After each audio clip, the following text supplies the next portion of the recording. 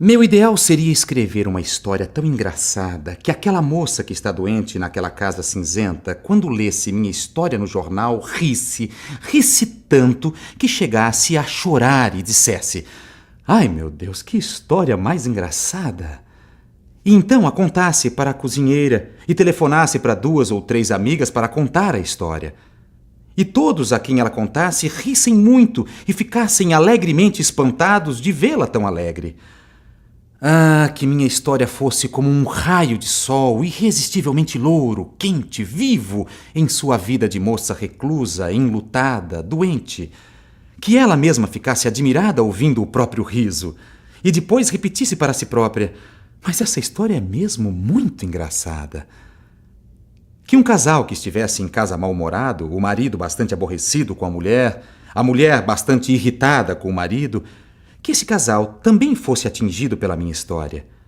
O marido a leria e começaria a rir, o que aumentaria a irritação da mulher. Mas depois que esta, apesar de sua má vontade, tomasse conhecimento da história, ela também risse muito, e ficasse os dois rindo sem poder olhar um para o outro, sem rir mais.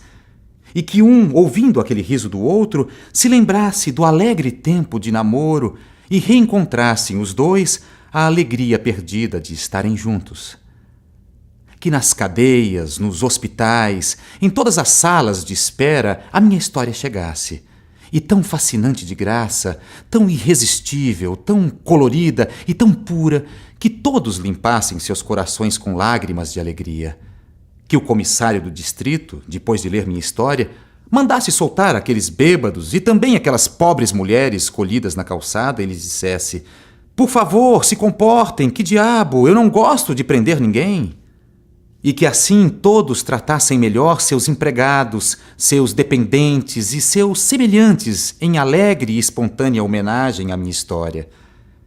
E que ela, aos poucos, se espalhasse pelo mundo e fosse contada de 1000 maneiras e fosse atribuída a um persa na Nigéria, a um australiano em Dublin, a um japonês em Chicago, mas que em todas as línguas ela guardasse a sua frescura, a sua pureza, o seu encanto surpreendente. E que no fundo de uma aldeia da China, um chinês muito pobre, muito sábio e muito velho dissesse: "Nunca ouvi uma história assim tão engraçada e tão boa em toda a minha vida. Valeu a pena ter vivido até hoje para ouvi-la. Essa história não pode ter sido inventada por nenhum homem. Foi, com certeza, algum anjo tagarela que a contou aos ouvidos de um santo que dormia e que ele pensou que já estivesse morto. Sim, deve ser uma história do céu que se filtrou, por acaso, até nosso conhecimento. É divina."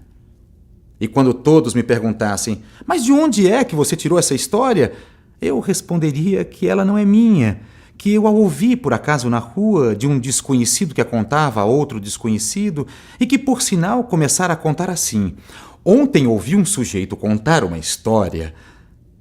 E eu esconderia completamente a humilde verdade, que eu inventei toda a minha história em um só segundo, quando pensei na tristeza daquela moça que está doente, que sempre está doente e sempre está de luto e sozinha naquela pequena casa cinzenta de meu bairro.